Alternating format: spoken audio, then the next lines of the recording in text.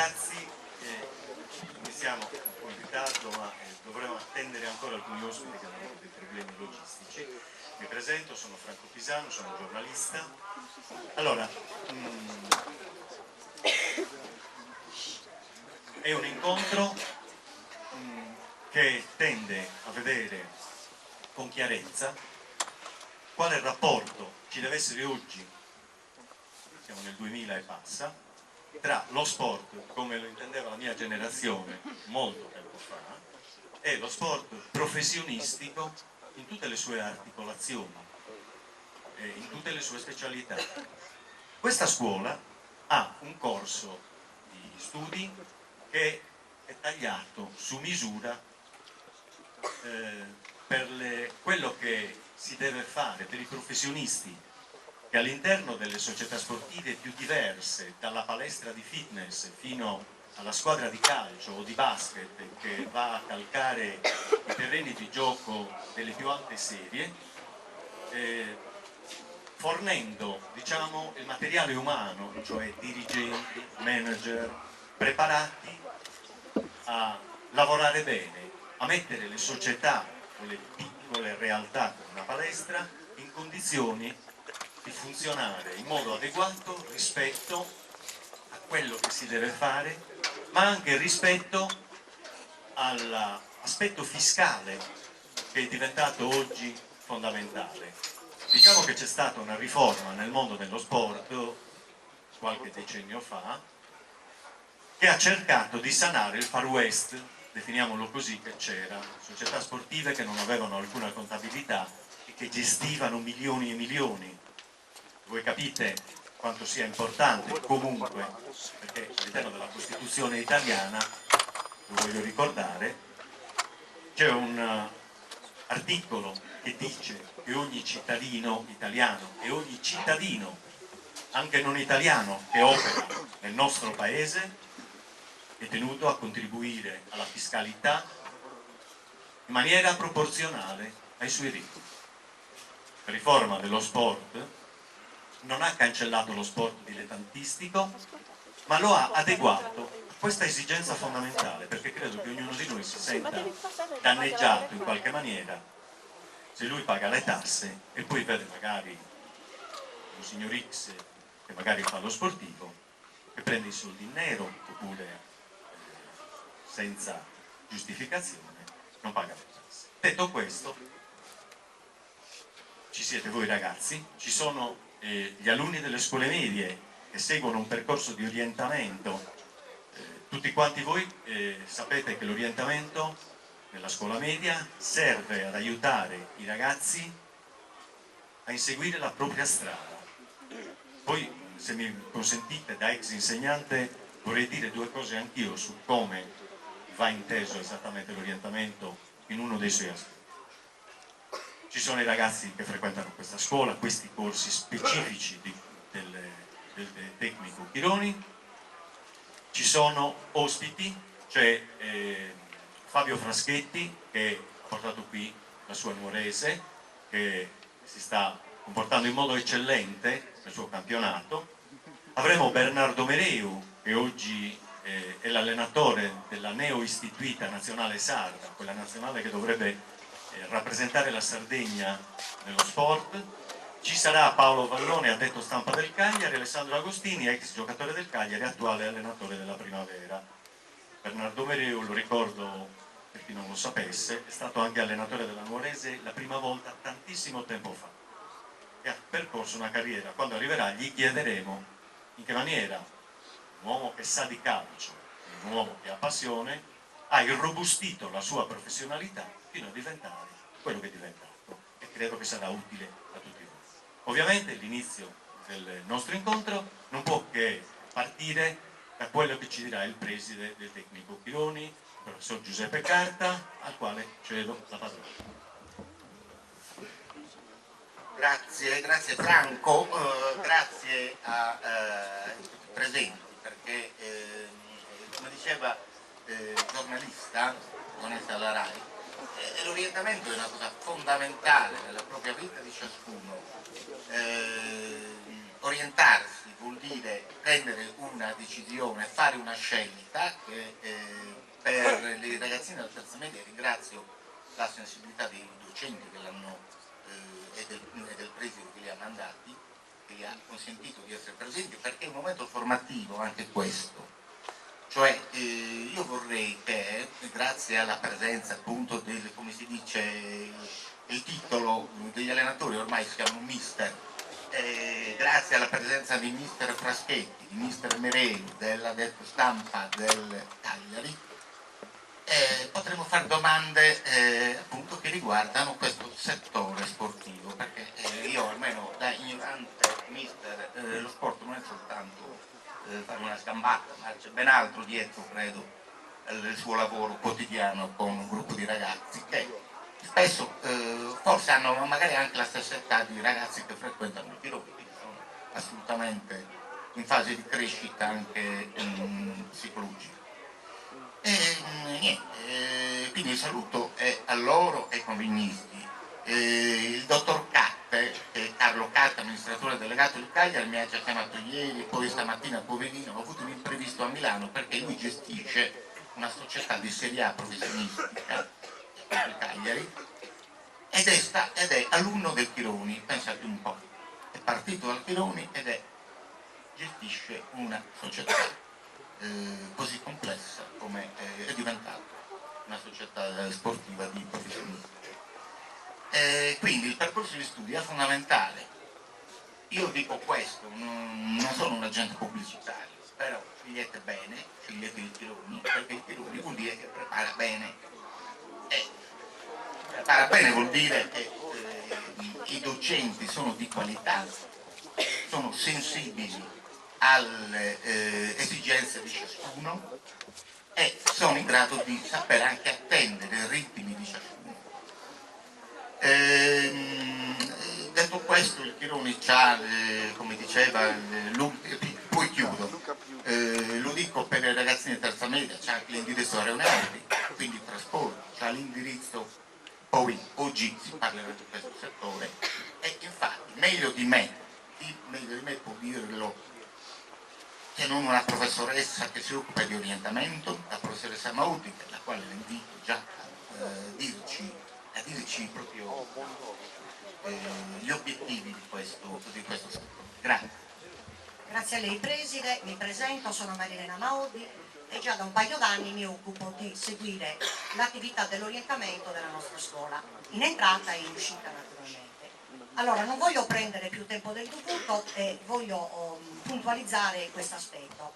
La nostra scuola, e quando io dico la nostra scuola significa tutti i miei colleghi e il dirigente dell'epoca, ha creduto in questa nuova sfida che era quella proprio di promuovere con l'articolazione benessere, management e sport un nuovo indirizzo di studi che intercettasse quelle che potevano essere le aspettative e le attitudini soprattutto degli ultimi tempi.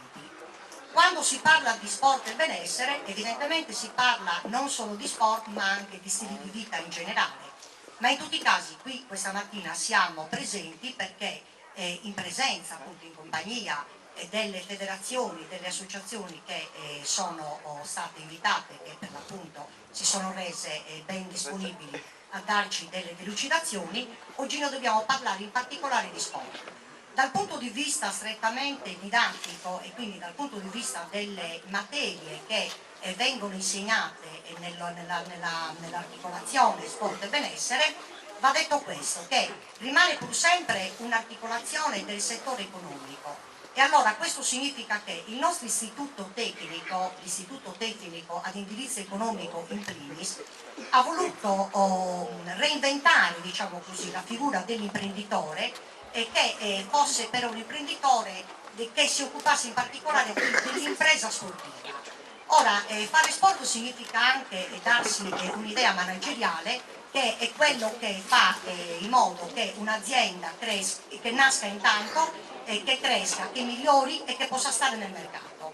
Evidentemente, come tutti gli imprenditori, l'imprenditore che si occupa di gestire l'impresa sportiva deve conoscere le fattispecie del mondo dello sport.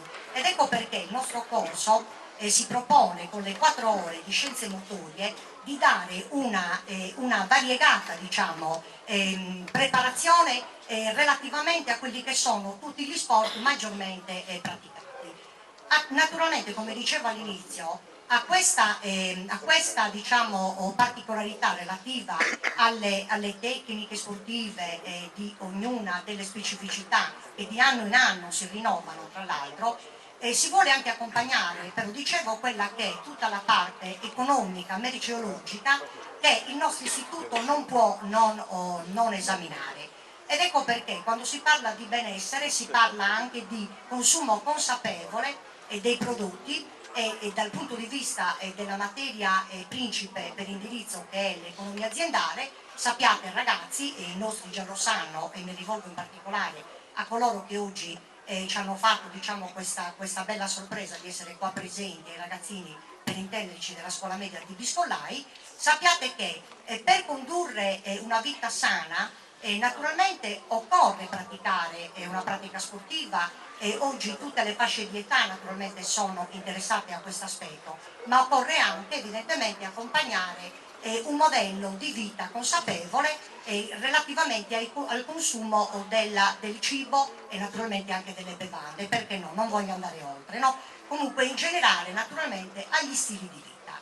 Oggi io ritengo che i nostri alunni siano in grado di porre subito delle domande, e non ai loro insegnanti, ma soprattutto a coloro che lo sport lo praticano, e presumo anche che siano portatori anche di buoni esempi dal punto di vista proprio delle abitudini che vanno evidentemente dal fatto di praticare lo sport all'alimentarsi bene, all'evitare naturalmente la somministrazione di particolari sostanze, insomma tutto ciò che questo aspetto oggi riguarda le nuove generazioni, e che più in particolare appunto vuole essere oggi oggetto di attenzione da parte della nostra scuola, in particolare per i nostri alunni. Ripeto, non voglio prendere più tempo del dovuto, o non voglio evidentemente ripetere quanto io già solitamente dico quando presento i nostri corsi di studio, però già siamo al 4º anno, la sfida, dicevo, 5 anni fa era stata lanciata, è stata accolta favorevolmente dal territorio, e noi ci auguriamo che si cresca sempre di più, e questa di oggi sia l'occasione proprio per migliorare, per fare sinergia anche con quello che è appunto il mondo dello sport. Cederei la parola a una mia carissima alunna che quest'anno ha diciamo, intrapreso questa esperienza di alternanza scuola-lavoro, che non riguardava il calcio, no, questo non è anche il tennis, ma riguardava praticamente la barca a vela, no? E perché la barca a vela? Ve lo dico in breve, perché riteniamo che nella nostra regione, che è un'isola naturalmente, le occasioni di sviluppo e di modelli di impresa vincente possano anche rivolgersi a in questo senso. La barca a vela come sport, come occasione per fornire un servizio turistico ai turisti appunto che arrivano in Sardegna, in alternativa a quelle che sono diciamo, i servizi forniti dai traghetti che fanno scalo nelle diverse cave. Comunque ripeto, Veronica ci parlerà più nel dettaglio di questa esperienza. Grazie, io le sono a fianco.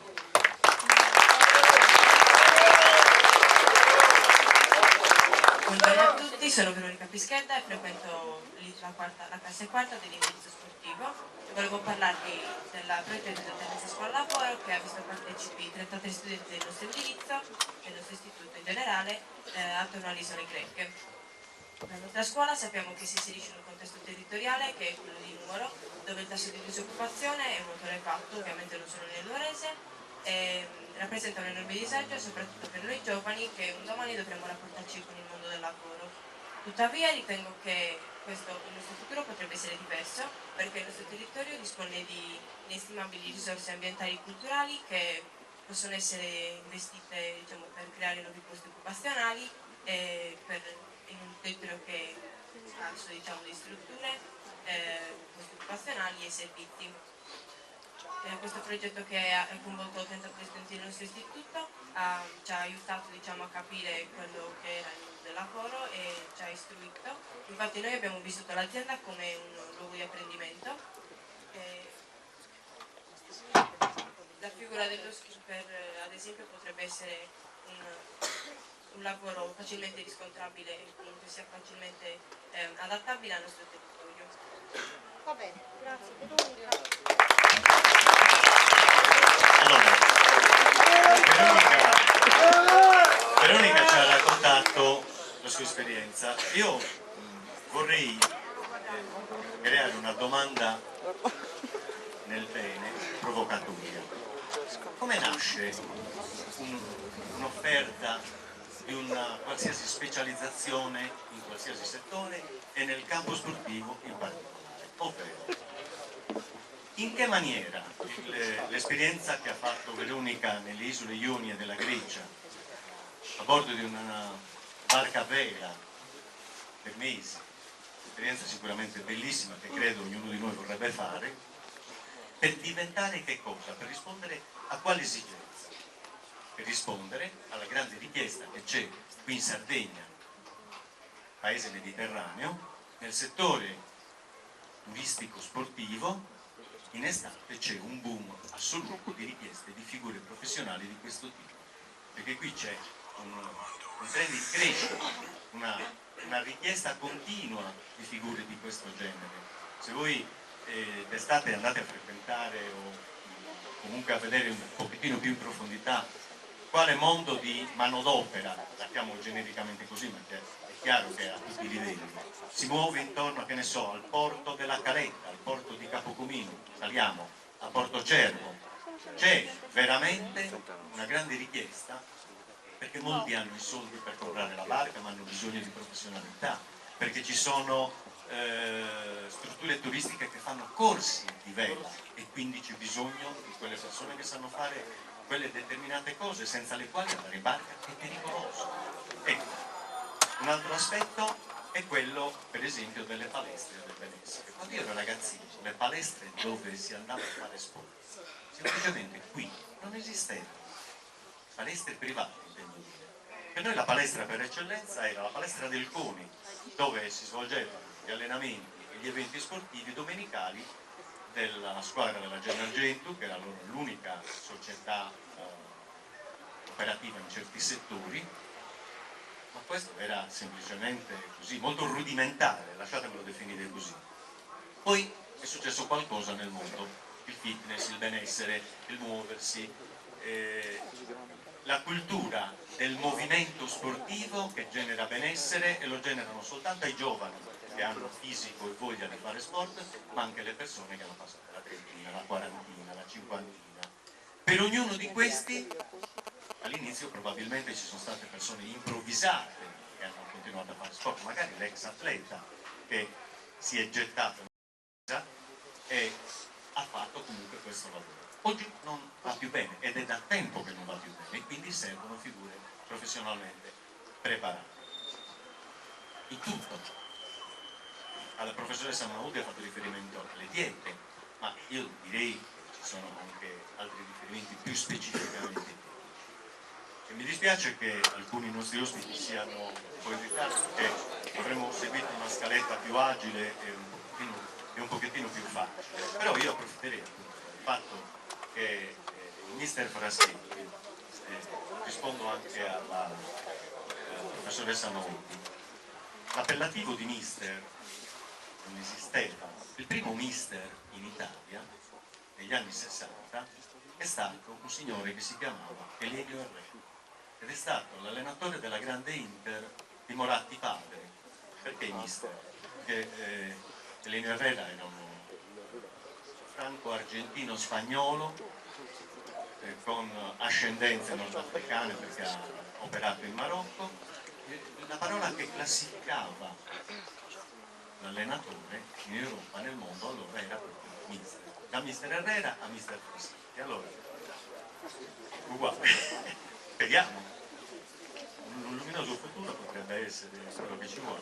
Allora, mister Fraschetti, parliamo professionalmente, che cosa ci vuole e che cosa può essere utile di quanto l'Istituto Tecnico Chironi offre nei suoi corsi di studi nella sua professione. Ragazzi, buongiorno. Intanto un plauso alla scuola per questo indirizzo che onestamente devo dire mi era nascosto, non ero assolutamente a conoscenza.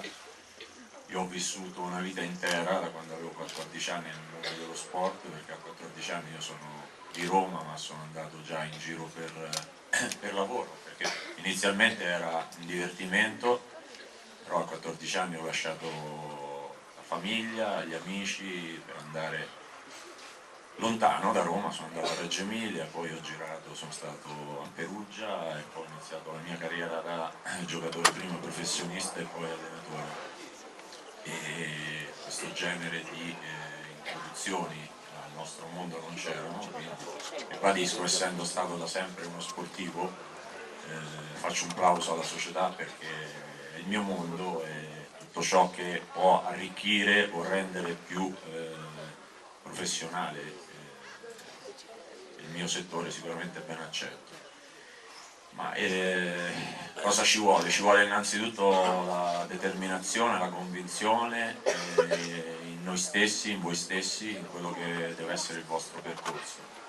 Se uno, al di là della categoria che va a svolgere, quindi voi siete in gran parte ragazzi giovani, potreste, credo, giocare in squadre che vanno dagli allievi alla juniores o qualcuno, mi sembra di aver visto, oltre ai miei ragazzi, che gioca in società che non sono professionisti, che di fatto perché fanno un campionato di eccellenza, mettersi comunque nell'ordine di idee che bisogna arrivare, cercare di curare nei particolari, come ha detto prima la professoressa, ogni aspetto a partire dall'alimentazione, dalla professionalità, dal rispetto dei ruoli e dalla voglia di emergere, cercando in ogni singola esercitazione che vi verrà proposta un motivo e un modo per crescere, perché in ogni momento della vostra giornata, e così quello lì sarà anche nel momento in cui siete su un campo da calcio, da tennis o da basket o in piscina, piuttosto che fare qualche altro sport, sicuramente se fatto con la massima attenzione sarà un motivo di crescita. Riuscire a capire che chi ha un pochino più esperienza di voi, perché poi questa è la realtà che più spesso mi imbatto io essendo ora allenatore, sicuramente tutto ciò che ci dice anche come rimprovero sicuramente è a fin di bene e non perché per partito preso ce l'abbia con noi, quindi la capacità di apprendere, la capacità di saper ascoltare, la voglia, ripeto, di arrivare, quindi con tutte le sue componenti che ho detto prima. Veramente ci vuole anche un pizzico di fortuna, perché ci vuole la situazione giusta nel momento giusto per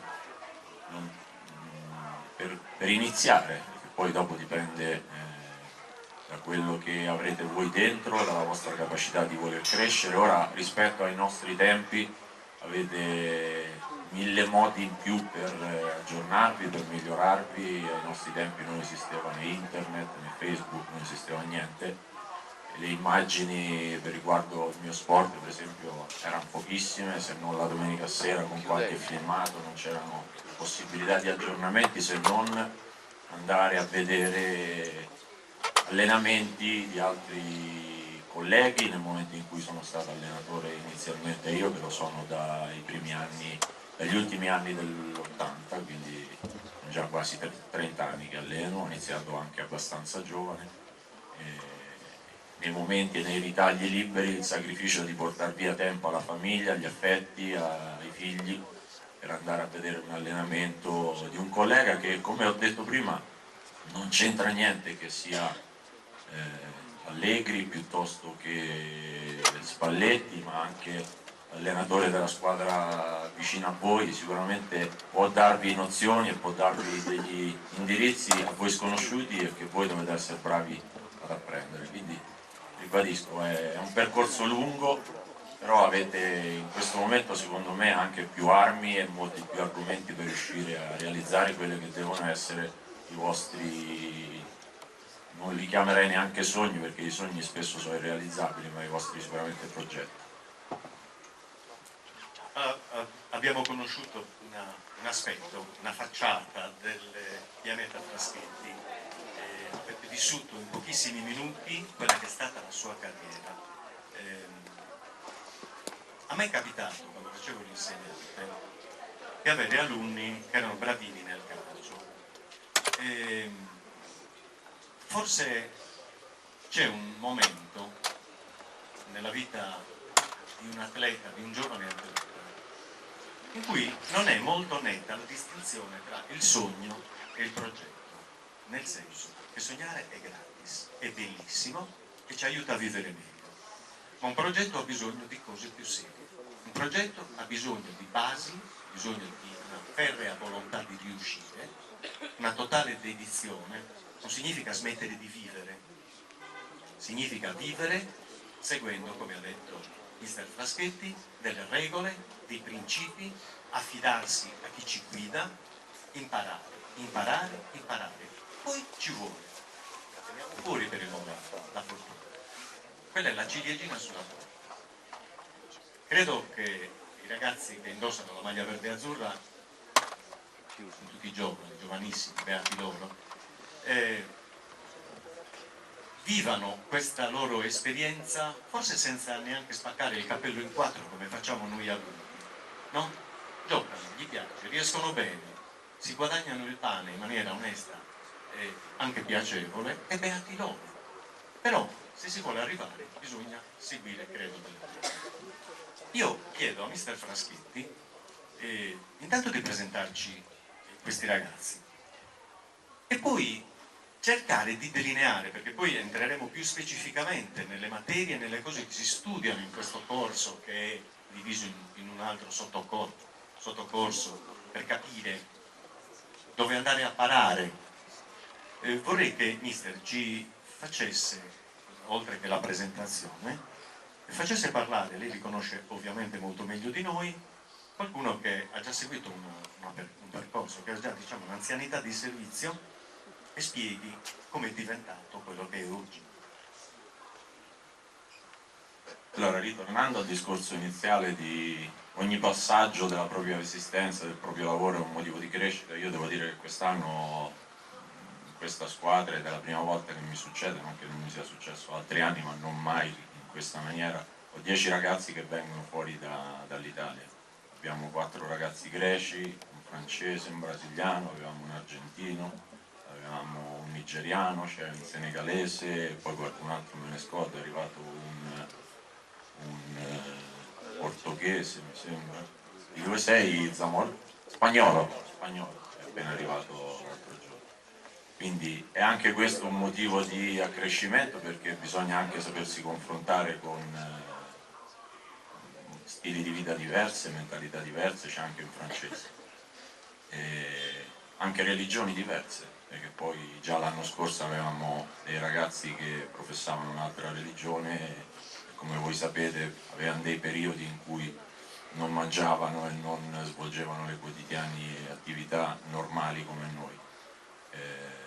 Ragazzi tutti giovani, per esperienza, ora tra chi non parla benissimo l'italiano, tra chi... c'è un ragazzo di qua che è Fabio Cocco, che pur avendo vissuto sempre in categorie tra virgolette dilettantistiche, comunque è un ragazzo che è tra i più anziani, una squadra anche molto giovane, ribadisco. E poi c'è Marco Russu, che è il nostro capitano, non si spiega perché, possa essere il nostro capitano, perché non parla mai.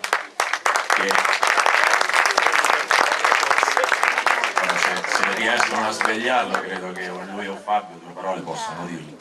È un ragazzo che comunque è uscito dal settore giovanile professionistico del Cagliari, lui penso che possa portare qualche testimonianza, ha poi fatto un percorso a livello professionistico, avendo fatto 4-5 anni la Lega Pro e adesso è rientrato in Sardegna.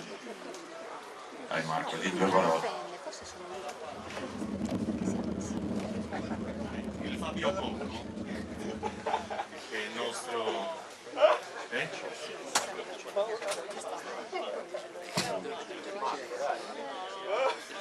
timido. Il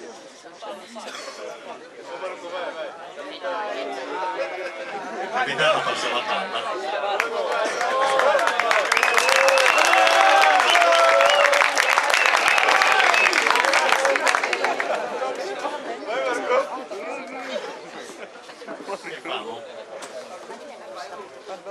Fabio.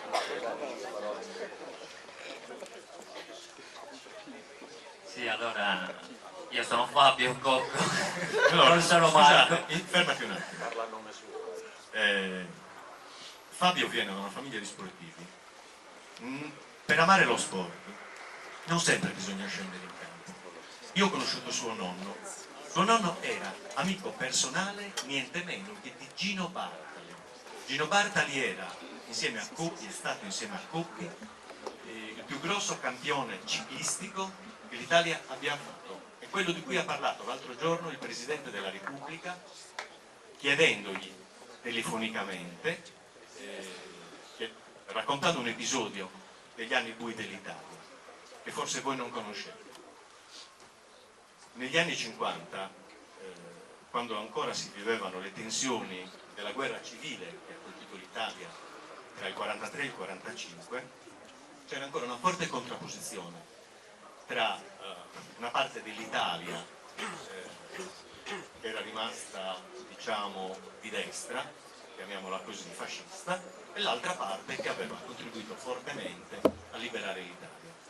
In questa confusione, in questo marasma, ci fu un attentato gravissimo contro il capo del Partito Comunista di allora. Il Partito Comunista non esiste più, però allora c'era ed era forte, ed era anche un gruppo che teneva pronte le armi perché avevano paura proprio di essere aggrediti. Palmiro Togliatti, peraltro di origine sarda, fu colpito da diversi colpi di pistola in piazza e rimase ferito in maniera gravissima. I comunisti presero le armi e dissero che erano pronti a scendere a combattere. Il Presidente della Repubblica di allora telefonò a Bartali e gli disse: Gino, per carità, stai correndo il Tour de France, devi vincere, perché così la gente scende in piazza per gioire per te e lascia da parte i desideri di violenza. Gino aveva 15 minuti di ritardo in classifica generale dal primo di quella fase del Tour. Nel giro di 3 tappe, lo superò e vinse il Tour. E l'Italia ritrovò la calma. Il signor Cocco era amico personale. Vi dico un'altra cosa. Gino Bartali era anche uno dei pochissimi italiani che è stato insignito dell'onorificenza di giusto fra le genti per aver salvato la vita a centinaia di ebrei durante i rastrellamenti nazisti. Allora Fabio, credo che ti onori di riflesso questa cosa. Allora, come un ragazzo cresciuto sui campetti di questa città è diventato un professionista stimato, solo palla avanti e pedalare, o la tua personalità ha richiesto anche altre cose? Sicuramente il fatto di crescere con le società che ci sono a Nuoro è un bene, nel senso che sia anche una scelta, nel senso che ci sono 5 o 6 settori giovanili secondo me anche abbastanza preparati. C'è sicuramente un problema di strutture, perché ancora oggi mi viene da sorridere quando vedo che nei paesi ci sono certi tipi di campi dove i ragazzi possono allenarsi, e a Nuoro ancora rimaniamo sui campi in terra dove mi sono allenato per anni io e dove sicuramente anche voi vi sarete allenati negli anni passati. Io vengo da una famiglia che ha lo sport sicuramente nel sangue, perché mio nonno, non sapevo tutte queste cose, però a parte che l'ho conosciuto purtroppo per poco tempo, però mi ricordo che a quello che mi raccontano è stato anche il presidente di una delle squadre società ciclistica, ma anche del Vecchio Magico che giocava a calcio, esatto. Che giocava a calcio nel cortile della Chiesa delle Grazie, giusto perché capiate la dimensione qual era. Non c'erano strutture, ancora meno di ora. Sì. E niente, io sono cresciuto nella Polisport di Nuoro. Prego.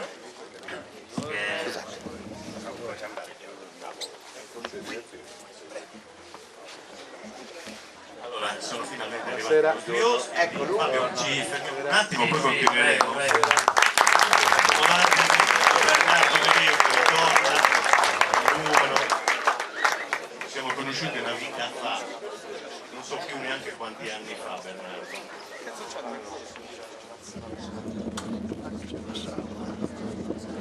Ok, allora, si riprende il microfono il preside.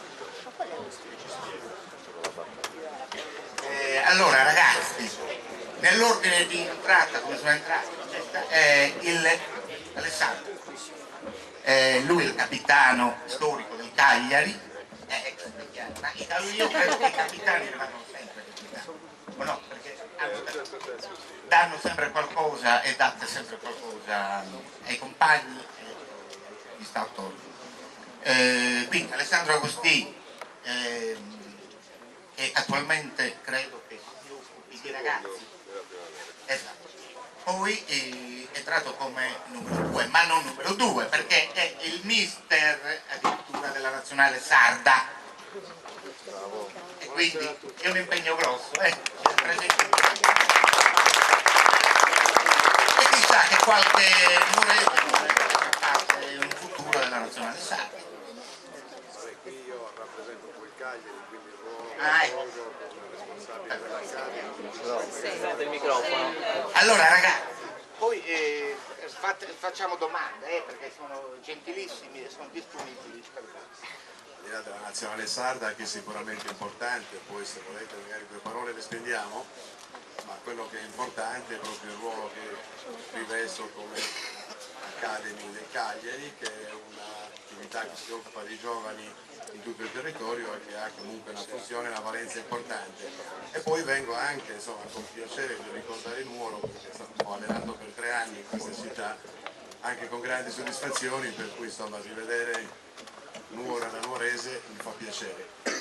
Ho anticipato, dovevo innanzitutto portarvi i saluti dell'amministratore delegato del Cagliari che tiene molto a Nuoro, perché è di Nuoro, il dottor Catte, che non ha potuto presenziare come avrebbe voluto perché ha avuto un impegno urgentissimo proprio ieri notte, è dovuto andare a una riunione di Lega a Roma, per cui non può essere presente con noi, ma mi ha raccomandato di porgervi chiaramente i suoi saluti. Peraltro è stato uno studente di questo istituto, per cui insomma ci avrebbe, oltre che nuorese, ci avrebbe tenuto molto ad esserci. Grazie e a disposizione. Poi guardate, il Cagliari ci ha regalato, ci ha fatto un omaggio. E devo dire che Carlo in anteprima stamattina me l'ha accennato che una sorpresa per noi ce la farà ad aprile, credo più o meno, invitando a Cagliari ad assistere magari al vostro allenamento, stare una giornata con voi e scambiarci l'omaggio. Grazie. Ok, allora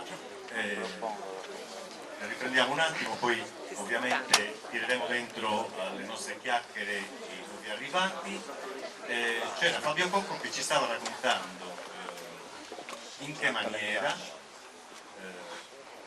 partendo da zero, da ragazzino che faceva gli allenamenti sui pochissimi campi che lui aveva, e abbiamo già toccato un tema, perché se parliamo di sport e ne parliamo in un luogo come Nuoro, che di strutture sportive ne ha poche, veramente ci viene difficile immaginare il coinvolgimento di tanti ragazzi nel mondo sportivo che ha pochi campi, ma non solo di calcio, ma di tutti i livelli, di pallacanestro.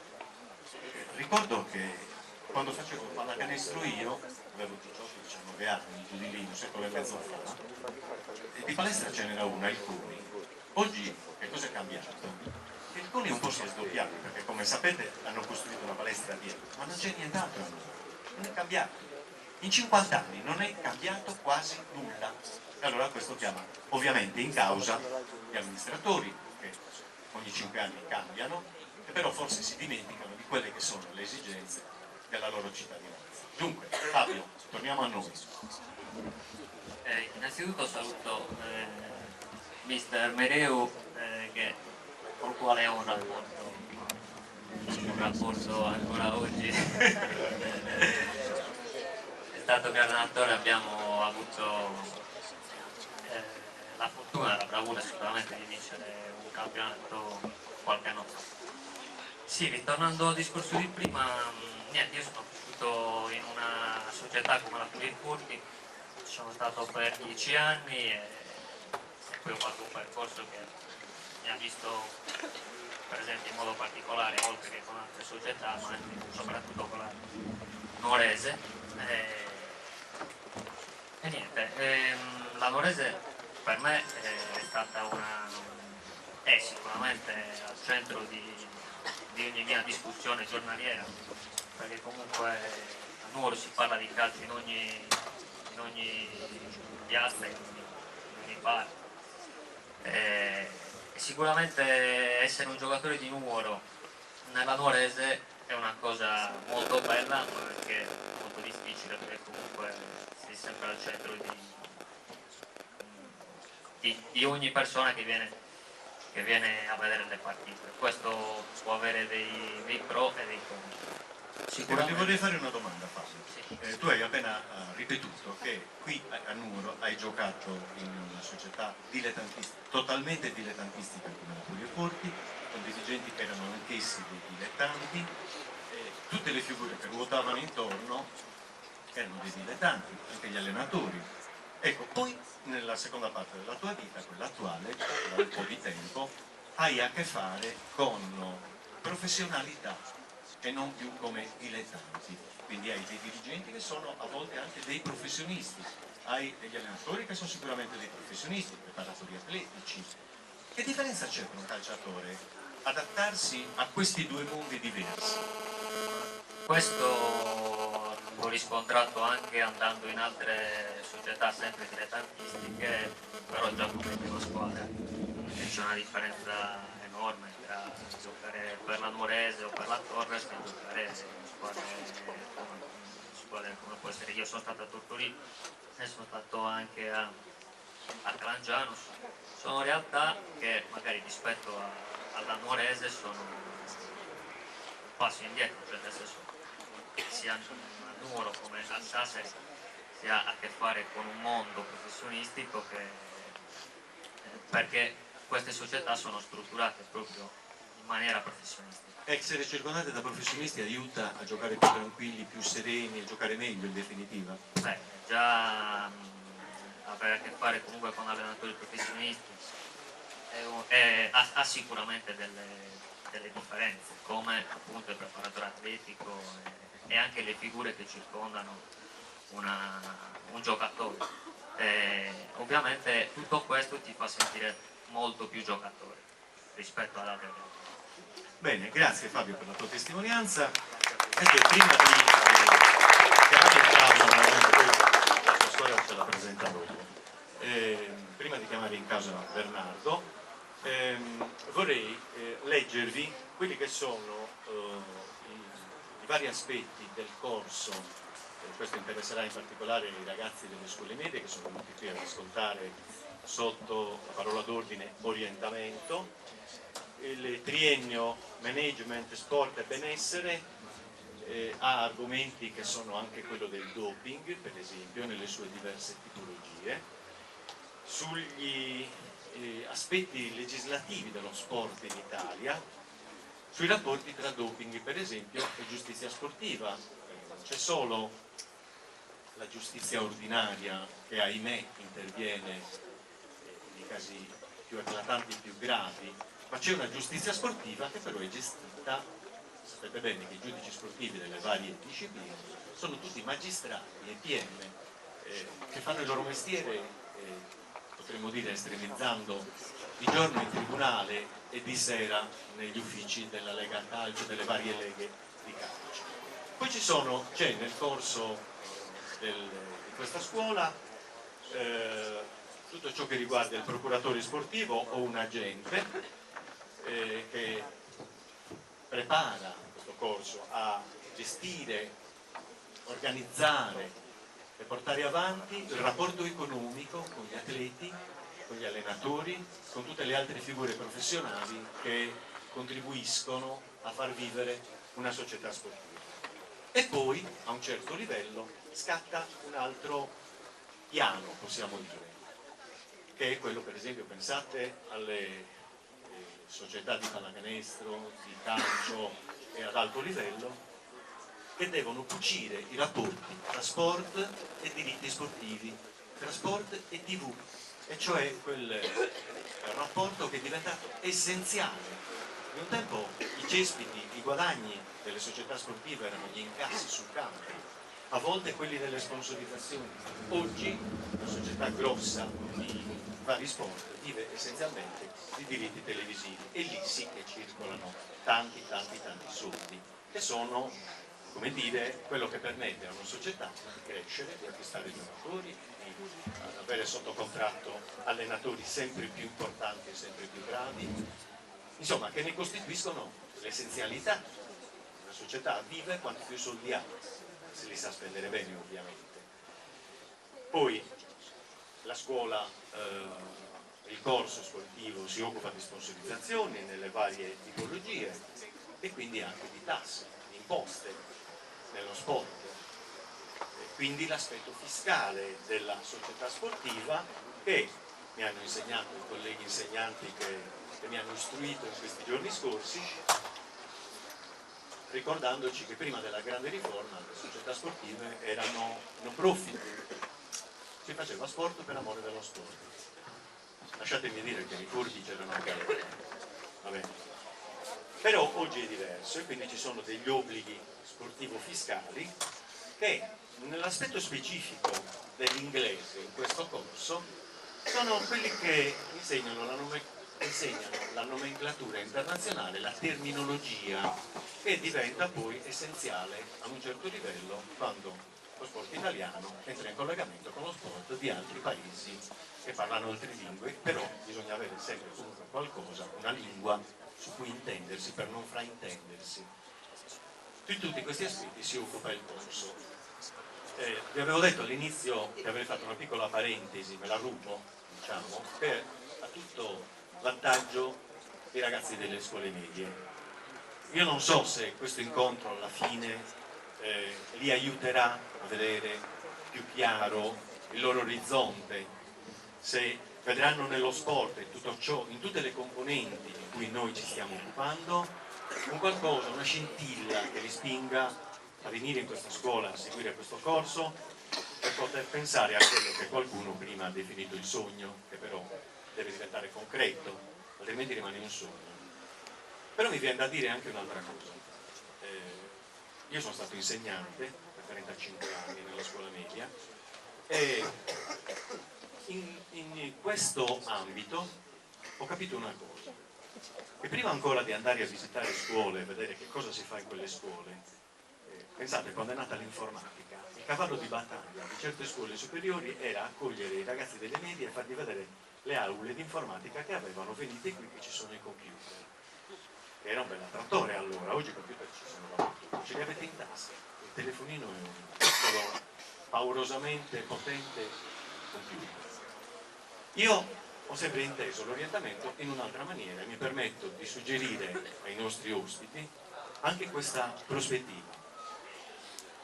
Leggersi dentro per vedere quali sono le proprie attitudini, quali sono le proprie capacità, qual è la propria voglia che fa scattare la molla poi, che ti fa scegliere la scuola, per non sbagliare scuola. E questo è importante. Io credo che oggi riceverete tanti spunti nella fattispecie. Se uno ha caratteraccio, è inutile che sogni nella vita di fare che ne so, il barista o il commesso in un negozio, perché capite benissimo voi stessi, entrando in un negozio a comprare una maglietta, se una commessa vi trattasse a pesce in faccia, in quel negozio non ci entrereste più, e credo che il proprietario del negozio si adirerebbe molto con quella commessa che maltratta i clienti. Non mi soffermo sugli altri esempi. Quindi orientamento vuol dire anche guardarsi dentro e vedere quali sono le mie capacità. Benissimo, sono un grande atleta. Una volta in un'esperienza scolastica a semiscola avevamo un ragazzo che aveva grosse difficoltà dal punto di vista dello studio in sé, però era un atleta formidabile in atletica leggera. Non so che fine abbia fatto, ma sicuramente lo sport gli ha offerto mi sarebbe piaciuto che avesse saputo cogliere, una opportunità di crescita, di riscatto, di riuscire magari dove non riusciva con gli errori di ortografia, che è pur sempre una grande bella vittoria, perché nel mondo di oggi c'è bisogno di tutto e di tutto. Bene, Bernardo, allora, cosa diciamo a questi ragazzi che sono venuti appunto a vedere che cosa offre questa scuola nella sua articolazione del corso a indirizzo sportivo, che non è l'indirizzo sportivo che c'è in un altro liceo del Muro, che è proprio più propedeutico all'inserimento a livello universitario nel corso sportivo vero e proprio. Mi affido alla tua esperienza. Io ho seguito attentamente quello che hai detto. È chiaro che quando si finisce, voglio dire, si finiscono le scuole medie, si apre di fronte a un mondo che è quello che chiaramente devi saper scegliere per orientare poi chiaramente la tua vita, che passa da una parte dall'adolescenza a quasi l'età adulta, e quindi è chiaro che fare delle scelte in questo momento orientate verso quelle che sono le migliori inclinazioni che si possono avere diventa importante. Scegliere un indirizzo sportivo, oggi visto che ci sono tanti licei che offrono questa opportunità e stanno ottenendo tutti un grande successo, però è chiaro che ogni scelta va saputa valutare rispetto a quelle che sono chiaramente le inclinazioni che ognuno di noi ha. Spesso a quest'età non è facile, per cui bisogna molte volte confrontarsi anche con i genitori, confrontarsi con gli insegnanti, perché possono essere poi sicuramente loro stessi un valido sostegno per una scelta chiaramente che può essere la più appropriata possibile. Quindi dare dei consigli in questo momento è solo questo, sapersi confrontare, saper guardare bene dentro se stessi e sapersi confrontare con gli adulti che sicuramente hanno la possibilità di poter orientare bene o al meglio quelle che possono essere le scelte future.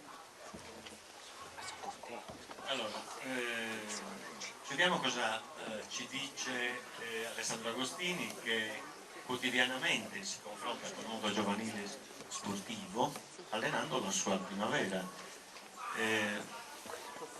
Io lascio la domanda aperta, nel senso, senza andare in particolare, cosa vuol dire avere a che fare con ragazzi che sono arrivati nell'anticamera del mondo professionale, che guardano i giocatori titolari probabilmente con una venerazione, un'invidia sana, voglio diventare come loro.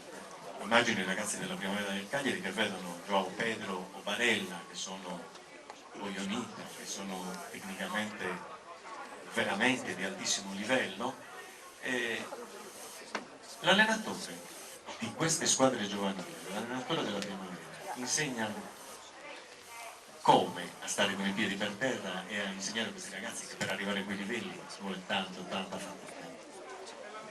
Allora, sì, soprattutto quello che ha detto lei è importante, stare con i piedi per terra, perché è giusto che ognuno di noi abbia dei sogni, delle ambizioni, che possono essere anche molto grandi, quello è assolutamente una cosa positiva, però nel percorso che poi va fatto bisogna, soprattutto per quanto riguarda diciamo, un allenatore, bisogna essere consapevoli che c'è grande responsabilità perché quello che si va a insegnare appunto è quello che poi deve servire per la crescita di ogni singolo ragazzo e quindi va fatta molta attenzione perché i ragazzi tante volte, io avendo avuto a che fare anche con la prima squadra è una cosa molto diversa tra giocatori professionisti e ragazzi.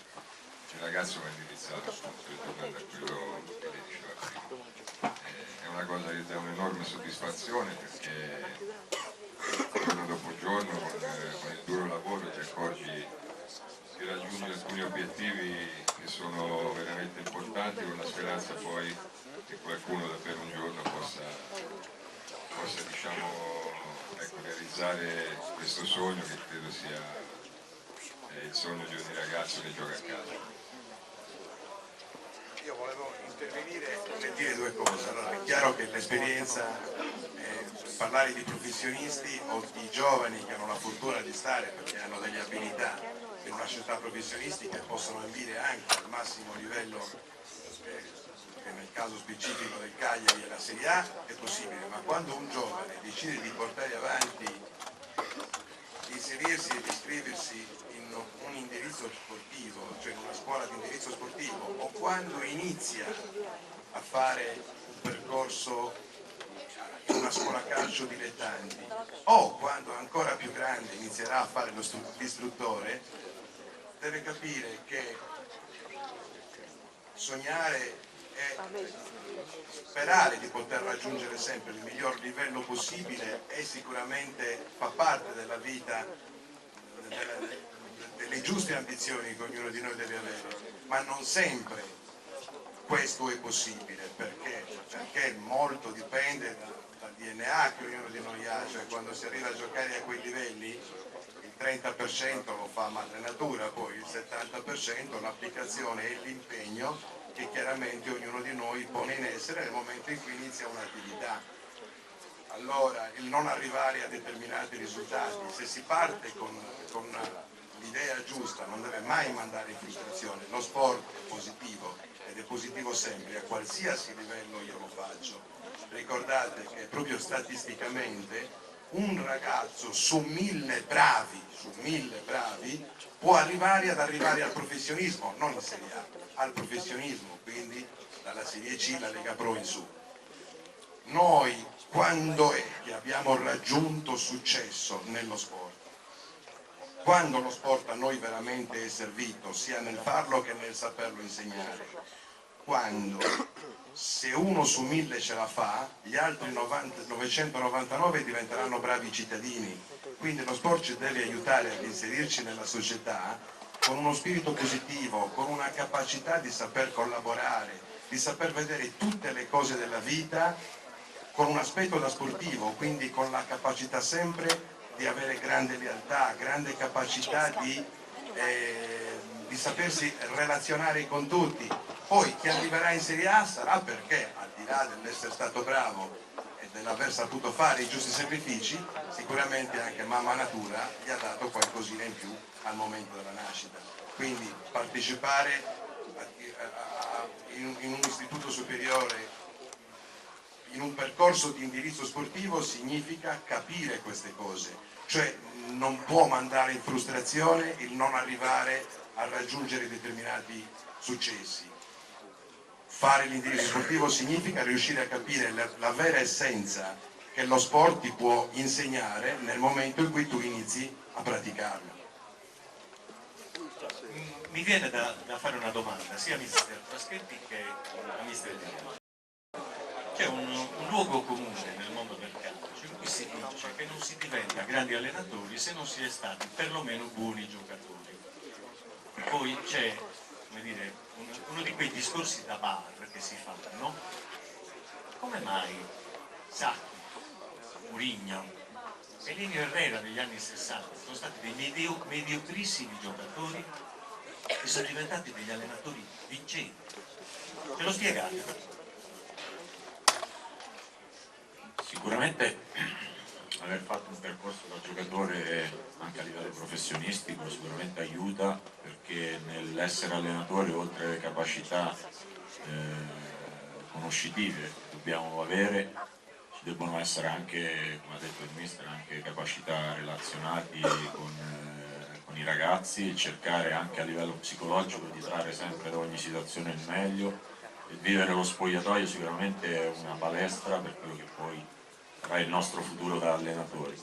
Io in merito a questo porto un esempio: abito vicino a Maurizio Sarri, che credo che soprattutto i ragazzi conoscano, ed è un autodidatta, un allenatore che non ha giocato oltre la promozione, e nei primi anni 90 lui allenava una squadra del suo paese vicino a casa, il Monte San Sapino, faceva promozione d'eccellenza, poi è salito in D, poi vincendo la Coppa Italia non in campionato è salito nei professionisti.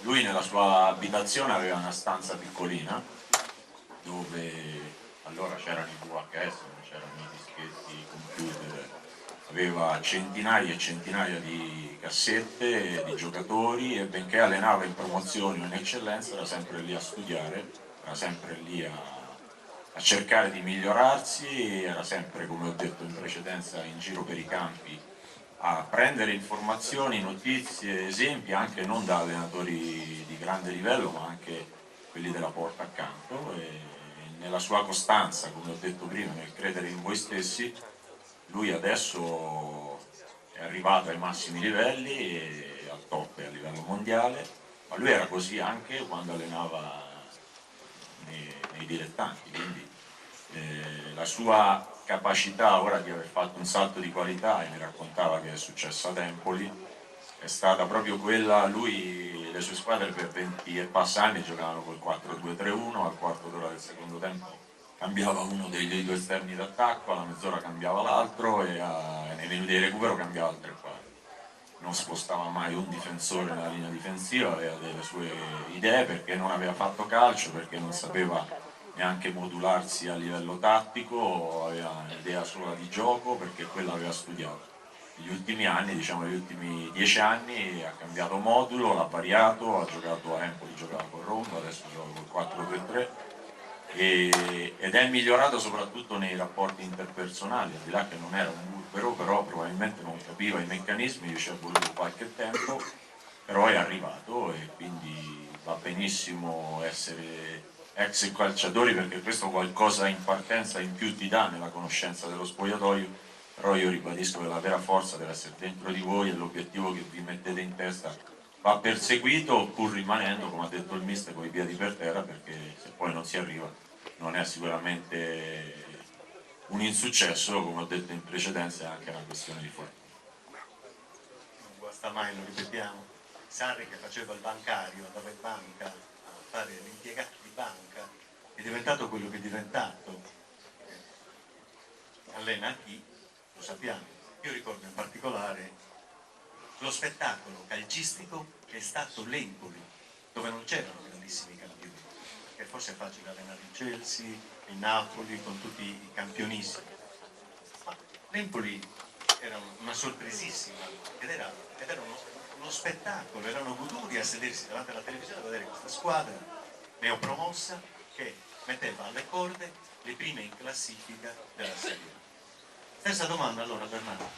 Sì, no, beh, ha risposto, è stato bravo, è stato abbastanza esauriente. Una cosa soltanto, l'esatto contrario, il grande calciatore Luis Suarez ha allenato il calcio, non ha combinato nulla. Grandissimi dell'Italia, che ne so, Baggio, Rivera, Mazzola, della mia generazione, non hanno mai fatto gli allenatori ed erano dei grandissimi campioni. Questa dovrebbe essere la prova contraria. Non esiste una prova, è giusto e chiaro che se uno ha giocato a calcio, soprattutto nella fase iniziale della sua carriera, viene agevolato, poi l'allenatore deve saper far fare, non saper fare, quindi voglio dire alla fine in tutte le manifestazioni sportive, cioè tutti i tecnici, in tutti i rami della vita, alla fine la competenza, le conoscenze che poi si trasformano le conoscenze che poi si trasformano in competenze fanno la differenza in tutte le cose, quindi in qualsiasi professione le competenze che riesce ad acquisire, le conoscenze che riesce ad acquisire sono poi quelle che fanno la differenza, quindi un bravo allenatore se ha giocato sicuramente si avvantaggia di un'esperienza importante, ma successivamente poi bisogna saper insegnare in maniera tale da poi poter fare la differenza sulla cultura che ognuno di noi ha e non sulla sola parte pratica che nasce dall'esperienza giocata. Ma su questo un esempio banalissimo, anche le emozioni che uno che non ha mai giocato può vivere rispetto a uno che ha giocato sono diverse. Se domani il vostro mister della Nuorese dovesse giocare la finale di Coppa dei Campioni, la Champions League, probabilmente se l'ha giocata da giocatore riesce a percepire meglio quelle che possono essere le emozioni che i suoi giocatori stanno vivendo in quel momento. Se non l'ha mai giocata, probabilmente questo particolare di conoscenza potrebbe non averlo, però se poi va sul campo e non sa che cosa dire ai giocatori, probabilmente quelle emozioni valgono a poco, quindi l'uno e l'altro sono sicuramente un avvicendamento importante, ma la seconda parte, quindi la cultura e la capacità di conoscere quello che si va ad insegnare, credo che sia importante, non solo nello sport, ma in qualsiasi altro tipo di professione. Beh, ai ragazzi non sfuggirà, perché ci siamo capitati tra le griglie tutti quanti, di insegnanti che sapevano un sacco di cose, ma magari non ce le sapevano insegnare. E il disagio che qualcuno di noi ha vissuto in classe è stato quello del pozzo di scienza, magari in matematica, che non riusciva a comunicare per noi nella maniera adeguata. E questo anche nello sport. Uno può aver studiato su tutti i libri che vendono nelle librerie delle tecniche del calcio, della tecnica difensiva, di questo, di quello e di quell'altro, ma se poi non si sa interfacciare, se non si sa dare a chi lo ascolta, è ovvio che metà del lavoro è perso. Allora, sì, io stavo giusto per proporre delle cose ai ragazzi di intervenire, se avete delle domande. Intanto diamo la parola a Bernardo che vuole chiedervi lui qualcosa. Io la domanda che vi faccio invece è questa, perché è importante, c'è lo sport individuale, lo sport di gruppo e c'è comunque la capacità di stare assieme che voi avete tutti i giorni anche nella classe. Allora, se io vi dovessi fare una domanda, così intervenite anche voi, se no diventa un discorso che probabilmente alla lunga, no. Se io vi volessi fare un discorso, si parla tanto, quando si parla di gruppo, no? Quella squadra vince perché è un buon gruppo, perché è amalgamata, perché hanno comunque dimostrato quella famosa parola che si usa sempre, cioè in quel c'è spogliatoio. Ecco, se io vi dovessi fare una domanda, che differenza c'è? E se voi foste allenatori, come la valutereste questa situazione? Che differenza c'è tra un gruppo che fa calcio e quindi si pone un determinato obiettivo e invece una classe che va a scuola per cercare chiaramente di imparare e di raggiungere poi ugualmente una promozione? Qual è la differenza tra i due gruppi? Condividete che la classe è un gruppo, che la squadra è un gruppo? Qual è la differenza? Ditemelo voi. Tu lì. Chiamane uno e fagli dare la differenza. E poi è importante, sostanziale. Dai, non rispondere a Pietro degli altri.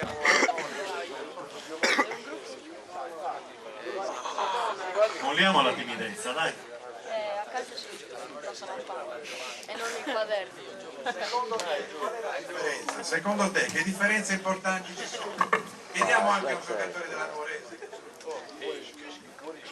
Chi è un giocatore della Nuorese, mister, che può rispondere?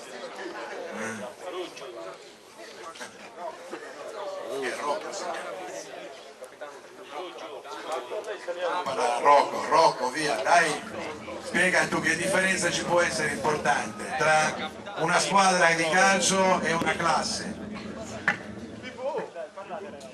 Se non riuscite poi ve lo dico io, però è facile. No, non parla nessuno della Nuorese. Il capitano Cocco dov'è?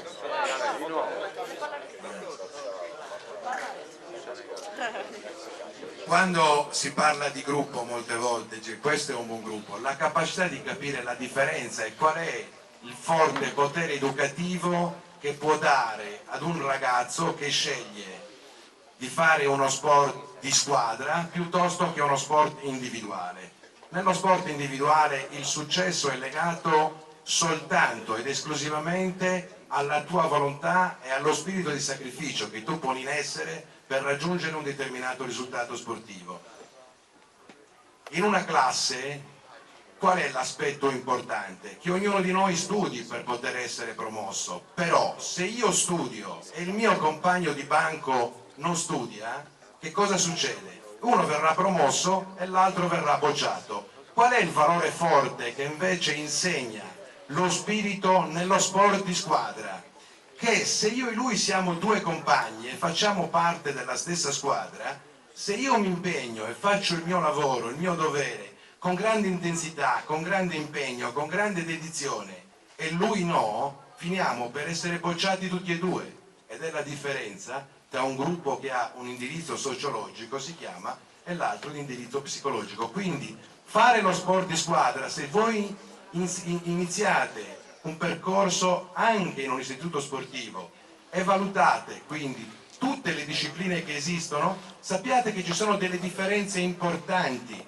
quando si indirizza un giovane verso uno sport di squadra, quelli che sono i valori che da questo può ricavarne e quelli che sono invece i valori che può ricavare da un tipo di attività individuale, e capire un attimino e profondamente quali sono le differenze che possono esistere tra un gruppo e un altro. Quindi essere gruppo, avere spogliatoio non significa andare a mangiare la pizza assieme o magari ridere assieme di una stessa situazione, ma significa saper lottare, sapersi sacrificare tutti quanti. Quindi il giocatore intelligente non deve ridere se un suo compagno non fa le cose come devono essere fatte, ma deve saper intervenire, perché il successo suo, se si impegna, nasce anche dall'impegno e dal lavoro dell'altro. Ecco, questa è la grande differenza che esiste tra uno sport individuale, una classe che ha, dove individualmente ognuno di noi deve studiare per raggiungere un successo, e una squadra invece dove per poter raggiungere un successo deve saper lavorare tutti assieme, titolari, riserve, chi va in tribuna, e tutti devono saper lottare e sapersi sacrificare, perché basta che 2 o 3 di questi seguano una strada diversa che rischiano di danneggiare poi l'obiettivo finale. Il mister vi ha detto una cosa molto intelligente. Io ho vissuto il mondo sportivo così, per passione. Vi ho spiegato prima qual è stato il mio lavoro principale, quello di insegnante, e ho constatato una cosa, anche vedendo i figli, diciamo. Anche a scuola, come nelle squadre sportive, si è molto individualisti. Non è vero che sia facile fare squadra, forse l'abilità più grande di un allenatore e di un insegnante, che è l'allenatore della sua classe, è quello di saper fare squadra, perché siamo dei formidabili individualisti, egoisti spesso, a volte anche cattivelli nei confronti dei compagni. Non so nelle squadre sportive in che misura si possa arginare questa rivalità. Io so una cosa, che è rarissimo, che ragazzi che sono stati compagni di scuola per 3-5 anni restino amici per tutta la vita. Questo è un dato sconcertante. Si dovrebbe creare all'interno di quello spogliatoio, chiamiamo spogliatoio anche la classe in questo caso, si dovrebbe creare una fucina in cui si cementano delle amicizie, e poi vedete Carlo Verdone che fa un film, compagni di classe, dove si ritrovano dopo tanti anni, andate a vedervelo, vengono fuori tante di quelle miserie, di quelle cattiverie, che uno dice: ma quali amici? Ma dove sono gli amici? Non è vero. Quindi se compare all'orizzonte un allenatore sportivo riesce a fare gruppo, questo è un grandissimo bene. È una cosa che non si studia sui libri, credo, questo, vero? È un'abilità istintiva, ed è una cosa importante, perché l'individualismo è sempre in agguato. Sicuramente per riuscire a fare un gruppo alla base ci deve essere rispetto reciproco fra i ragazzi e rispetto dei ruoli verso quelli che sono appunto i vostri allenatori e i vostri ancora più in su dirigenti. Io a margine di questo porto un esempio che mi è capitato l'anno scorso. Giocavamo tra l'altro la prima in classifica, che era Rieti, in casa, e 2 ragazzi, uno dei quali era il capocannoniere della squadra, è arrivato alla riunione tecnica con 10 minuti di ritardo. C'erano 20 persone che aspettavano e ci ho sentito in dovere di non farli partire titolari entrambi, perché erano titolari. Al di là della risposta della squadra, che fece una grande partita, non perdemmo e rischiamo anche di vincerla, credo che fu un segnale importante a livello di gestione di gruppo e di fare, appunto, come diceva lei, gruppo.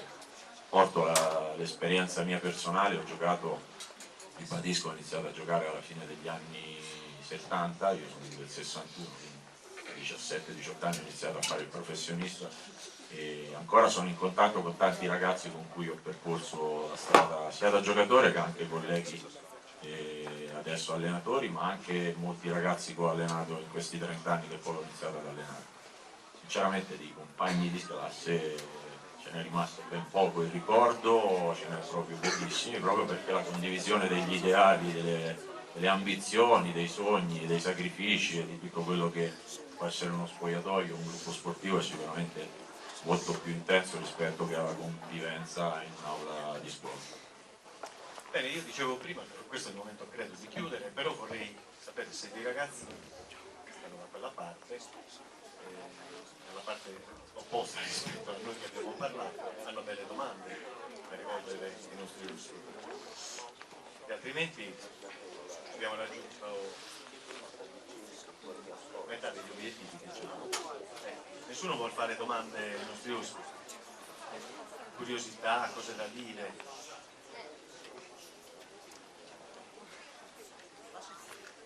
Non è facile, lo so, il microfono è parlare. Mister, le faccio una domanda, c'è una ragazza, un ragazzo, Antonello? Il microfono me l'ha rubato Antonello, si è scappato. Eccolo là. Allora, buongiorno, mi chiamo Giovanni, faccio appunto parte di questa scuola, frequento la quarta dell'amministrazione finanza e marketing, a curvatura sportiva. Per fare riferimento appunto all'aspetto economico, volevo chiedere a chi mi risponde quanta e quale importanza hanno le sponsorizzazioni in quello che è il contesto calcistico. I nostri sono i ci corrisponde.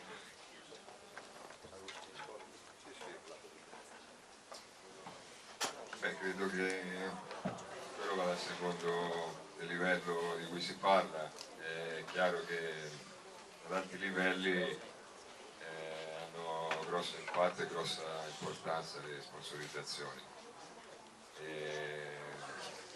Più chiaramente, non so, tipo se adesso porto la mia esperienza, è chiaro che quando arrivi a giocare a certi livelli, in Serie A, Serie B, così, poi hanno un buon impatto queste cose.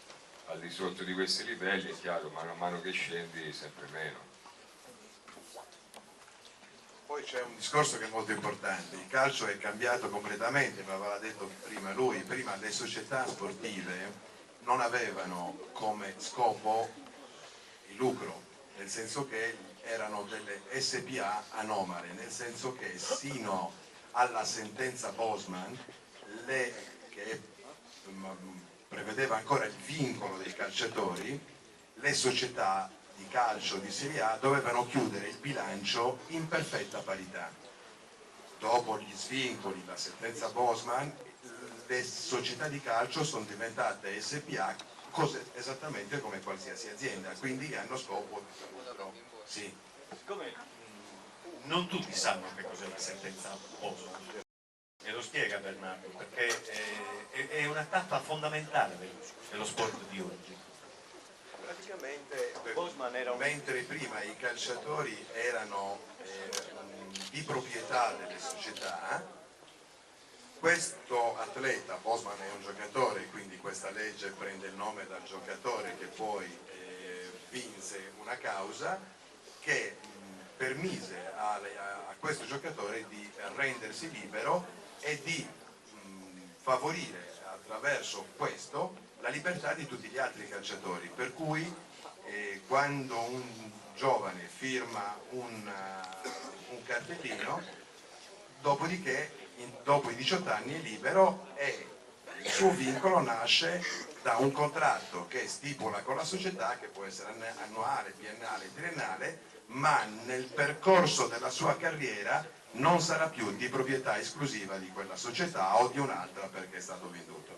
Questa, diciamo, ha cambiato radicalmente il calcio, ha permesso quindi a tanti giocatori di poter essere proprietari di se stessi, è aumentata la figura del procuratore sportivo che segue le attività del calciatore e che addirittura poi negli ultimi anni è diventata addirittura obbligatoria, mentre prima i calciatore che voleva lo poteva avere, adesso invece ogni calciatore che entra a far parte del mondo professionistico è obbligato ad avere il suo procuratore che chiaramente gestisce poi tutte le operazioni di tesseramento e quant'altro.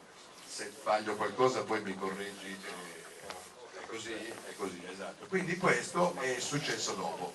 A questo punto poi è successo un altro grande fatto, proprio tornando alle sponsorizzazioni, che ha cambiato fortemente i bilanci delle società, perché sono entrate le televisioni. Inizialmente questo grosso movimento è avvenuto in Inghilterra, infatti le squadre inglesi c'è stato un periodo che, essendo veramente fortemente più ricche delle altre, hanno ottenuto anche a livello europeo e a livello mondiale dei grandissimi risultati. Subito dopo è iniziato l'Italia, la Spagna e quant'altro, quindi chiaramente molti dei proventi economici che hanno le società in questo momento professionistiche di Serie A arrivano dalle televisioni. Chiaramente le televisioni che cosa hanno aumentato? Di conseguenza la visibilità delle società è molto più elevata, per cui sono intervenute fortissime aziende che hanno sponsorizzato queste società, per cui oggi i bilanci delle società di Serie A sono sicuramente decisamente diversi rispetto a quelli che erano dagli anni 80 in giù. C'è stata questa crescita enorme, quindi è chiaro che le sponsorizzazioni sono importanti e vengono chiaramente, sono un riflesso della forza e della potenza che chiaramente le società stesse hanno. Voglio dire, anche se voi guardate la classifica, sembra strano, ma probabilmente voi queste cose le seguite meno perché magari vi interessano meno, ma se voi guardate la classifica del campionato di Serie A e leggeste esattamente quelli che sono i contributi economici che vengono dati dalle televisioni a queste società, alla fine vedete che la classifica rispecchia i soldi, cioè chi prende di più è prima, la settima è la settima. C'è stato solo un anno dove l'Atalanta, che prendeva qualcosa in meno, è arrivata un po' più su di un'altra, però comunque normalmente, siccome il calcio purtroppo non è più solo un fatto sportivo ma è anche un fatto economico, chiaramente queste risorse economiche che queste società, di cui queste società dispongono, permettono anche di poter poi fare un mercato più ricco e di avere chiaramente delle possibilità economiche diverse.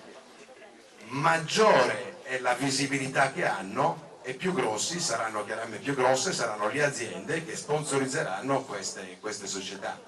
Quindi le sponsorizzazioni nel calcio sono importanti, sono fondamentali e nascono soprattutto e crescono soprattutto grazie alla grande visibilità che oggi le nostre squadre rispetto al passato possiedono. Sì. Buongiorno, le volevo fare una domanda. Qual è esattamente il ruolo del procuratore sportivo, che oggi è chiamato più correttamente agente sportivo? Ecco, ve lo dice lui che sicuramente l'ha avuto, quindi vi sa dire esattamente qual è il ruolo che aveva. No, credo che oggigiorno il procuratore sportivo sia fondamentale. Adesso senza di quello sembra che non si può giocare a calcio, anche fin dalla giovanissima età. Io conosco tanti ragazzi che fanno parte anche del nostro settore giovanile e che già hanno il procuratore. Credo che se ben gestita quella figura sia anche importante, è sempre una figura di grande responsabilità e soprattutto va riconosciuto quello giusto, nel senso il procuratore sportivo va bene, secondo me va molto bene, però se prima si interessa al ragazzo e non agli interessi propri. Questa è una cosa importante, credo che posso darla anche come consiglio per quello che è stata la mia esperienza, perché a volte capita che molti procuratori pensano a tutto tranne che poi al bene fondamentale del sottoscritto, del ragazzo fondamentalmente. Però oggigiorno è vero che è una figura forte ed importante. Era una domanda interessante.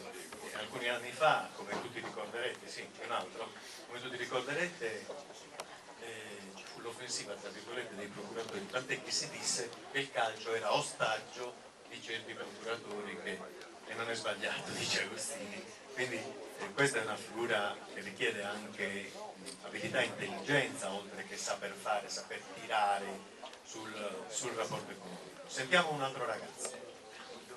Buongiorno, mi chiamo Anna Grazia e volevo chiedere come è cambiato il calcio e il modo di vedere. Mi vergogno, scusa. Da quando esistono i diritti televisivi. No, non si capisco. Capito bene? Come è cambiato il calcio da quando esistono i diritti televisivi? E anche il modo di vedere il calcio. È il modo di vedere. Volevo dire solo una cosa. Quando Bernardo ha parlato dei diritti televisivi che sono la linfa che alimenta il calcio, ricordatevi che in un campionato ci sono le grosse squadre e le squadre che sono oggettivamente meno forti. Allora, all'inizio di tutto questo gioco, quando una squadra meno forte, una squadra provinciale, andava a trattare, a vedere, prendeva pochi soldi, perché la gente se va allo stadio a vedere, che ne so, all'inizio perlomeno, Milan e Empoli, il Milan poteva alzare la mano e dire: beh, noi abbiamo riempito lo stadio, siamo noi la squadra grossa e quindi noi vogliamo molti soldi e a voi rimane il resto. Com'è cambiato il calcio? Bernardo vi spiega come la Lega Calcio ha fatto in modo che non fosse, diciamo, non ci fosse solamente spazio per i club più potenti. Beh no, è ripartito chiaramente sulla base, è importante l'indice di ascolto che una squadra ha piuttosto che un'altra, però ecco, viene valutato sulla base di questo. È chiaro che società come Juventus, Inter, Milan, che hanno chiaramente un numero di tifosi sparsi in tutto il territorio nazionale e anche all'estero, hanno maggiori spettatori e per cui percepiscono chiaramente qualcosa in più, però diciamo che le differenze non sono così marcate come lo erano prima, quindi c'è una distribuzione più equa e viene stabilito comunque di anno in anno dai vertici Sky con i presidenti delle varie società all'interno della Lega Calcio. Quindi normalmente viene stabilito così. Come è cambiato il calcio, come è cambiato il modo di vedere il calcio? Oggi lunedì, martedì, mercoledì, giovedì, venerdì, sabato, domenica ci sono partite in televisione. Immagini splendide, peraltro, mentre prima venivano trasmesse e c'era un semplice cronista che spiegava la partita, oggi sono spiegate sempre meglio, quindi c'è il cronista, c'è il commento tecnico, c'è la possibilità di vedere la partita anche per le persone magari meno attento sotto l'aspetto tecnico e di capire la partita sicuramente molto meglio rispetto a come era in passato. Quindi oltre a ci sono, voglio dire, televisioni che dedicano 24 ore al giorno a rivedere una partita o a rivedere un determinato gesto tecnico o quant'altro. Questo da un lato ci ha permesso di godere di più di un determinato spettacolo, dall'altro magari ha permesso anche di alimentare polemiche che magari molte volte non è necessario che esistano, ma comunque è chiaro che i diritti televisivi ti hanno permesso e hanno portato il calcio ormai in tutte le famiglie. Era una domanda che mi è piaciuta molto, perché quando ero ragazzo io, la squadra più forte del mondo era ritenuta il Santos di Pelé. Io non sono mai riuscito a vedere giocare il Santos, perché il mondo economico che si muoveva intorno allo sport non era pronto a fornire tecnologie per farci arrivare le partite di quei mondiali che, ricordatevi, Pelé è stato a 18 anni leader della sua squadra che ha vinto i campionati mondiali in Svezia nel 1958, ma quella squadra la maggior parte di persone non l'ha vista giocare, eppure Pelé è ritenuto ancora oggi il più grande insieme a Maradona secondo qualcuno. La tecnologia ci porta in casa squadre che non avevamo mai visto. Oggi il Chelsea, controlli la scaletta e il Chelsea lo vedi quando vuoi, anche nelle registrate. Siamo più vicini alle squadre di calcio e certe squadre di calcio grosse degli altri paesi, il Bayern, che ne so, il Real, il Barcellona, sono più vicini a noi, ma un tempo era molto diverso, e questo forse aiuta e ha fatto crescere l'interesse nei confronti di questi mondi. Oppure pensate, io ho giocato a pallacanestro, ve lo dicevo prima, io gli americani non li ho mai visti, le squadre americane, le NBA, io le ho viste da adulto, da ragazzi, era un sogno. Sì, sentivamo favoleggiare di questi campioni dal fisico straripante che schiacciavano quando volevano, ma era un sogno, era tutto diverso. Preside, vuole parlare lì? Sì, volevo, giusto a proposito del benessere, i ragazzi della Nuorese credo che abbiano un impegno col benessere proprio, se no si allenano male, e quindi credo, mi pare che avete il pranzo. Allora io, ragazzi, siete stati eccezionali perché siete venuti, già questo vi rende onore, vi ringrazio tantissimo. Questa scuola da oggi può essere anche la vostra, veniteci a trovare, poi se studiate vi diamo anche un diploma. Va bene, mister Fraschetti? La scuola li può anche diplomare. Allora il vostro professore è seduto lì e il preside ne parla con lui. Va bene, grazie. Grazie, ringraziate.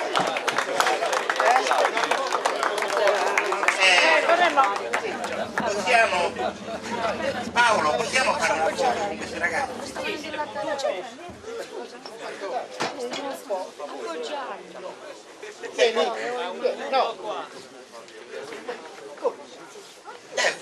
Ragazzi, avvicinatevi a questi.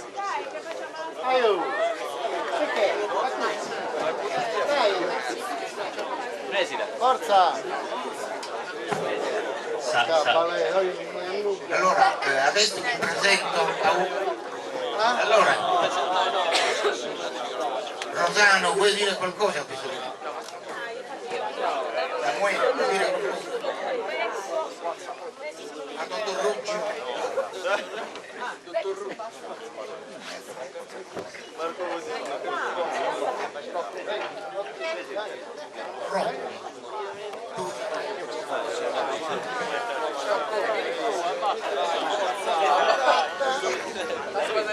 No.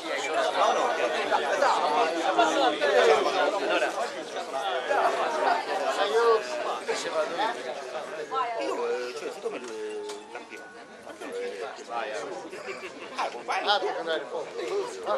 stiamo aspettando il preside, scusate.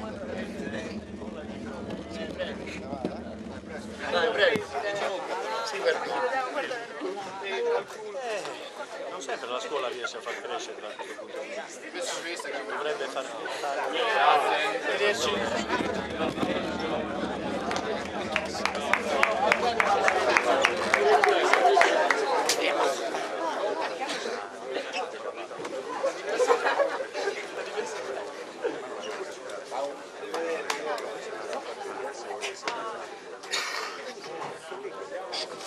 Bene, Franco, possiamo proseguire il lavoro.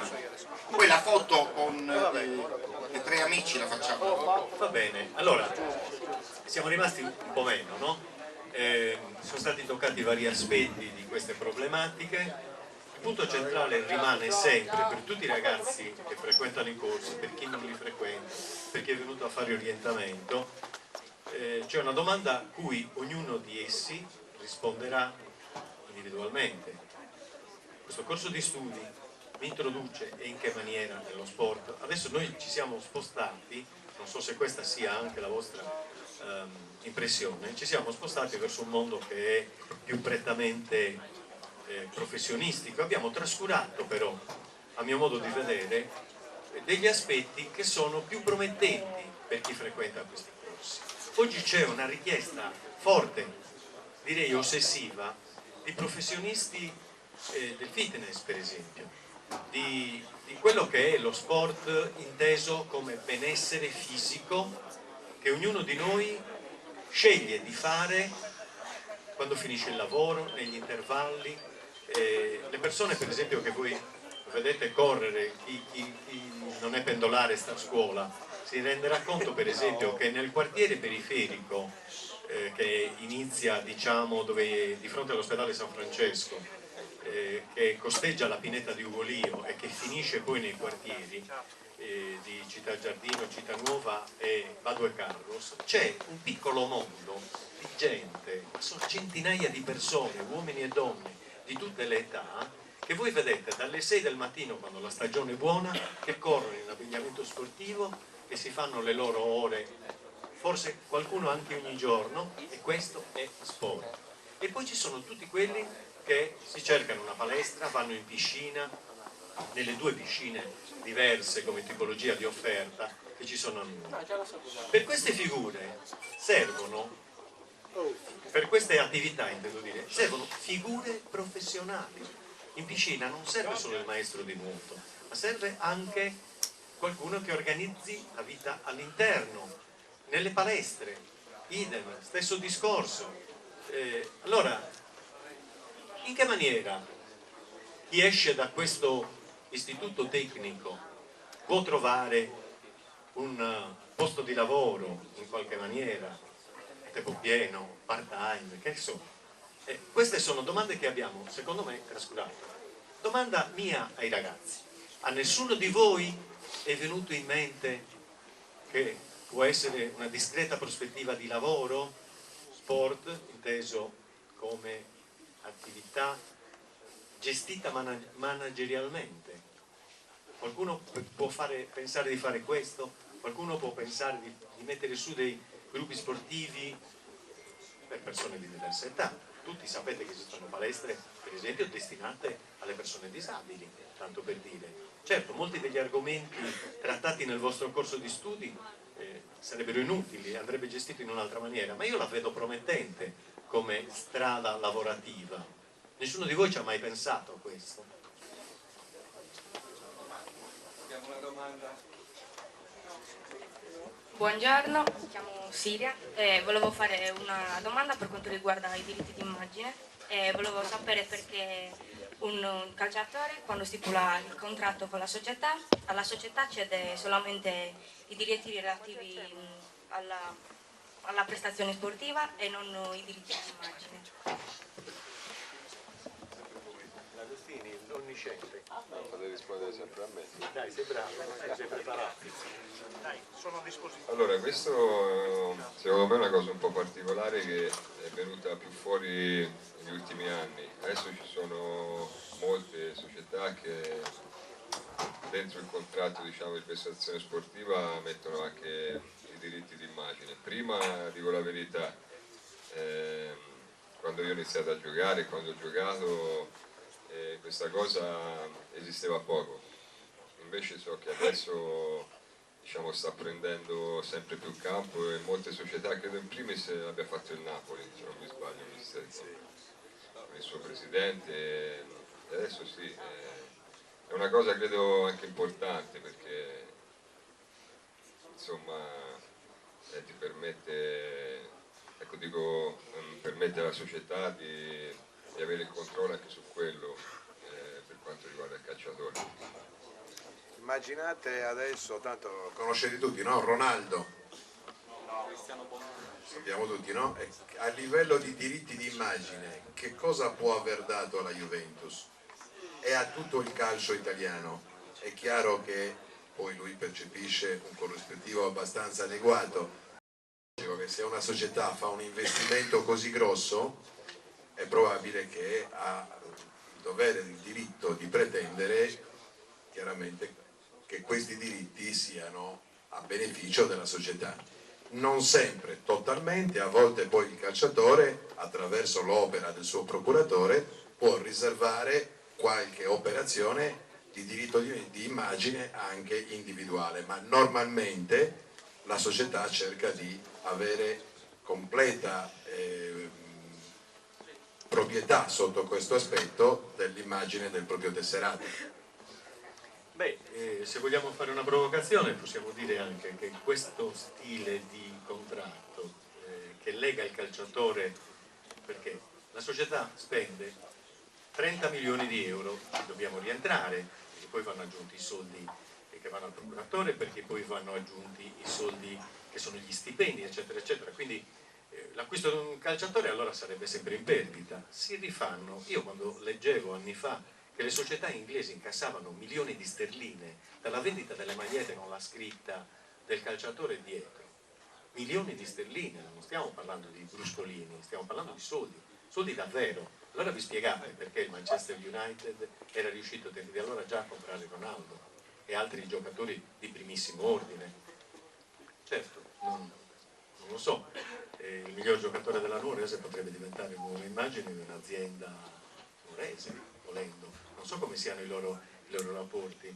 Immagino che abbiano qualche risvolto, che ne so, potrebbe essere l'uomo immagine, uno dell'Eurostop, tanto per fare il nome di un'azienda conosciuta, no?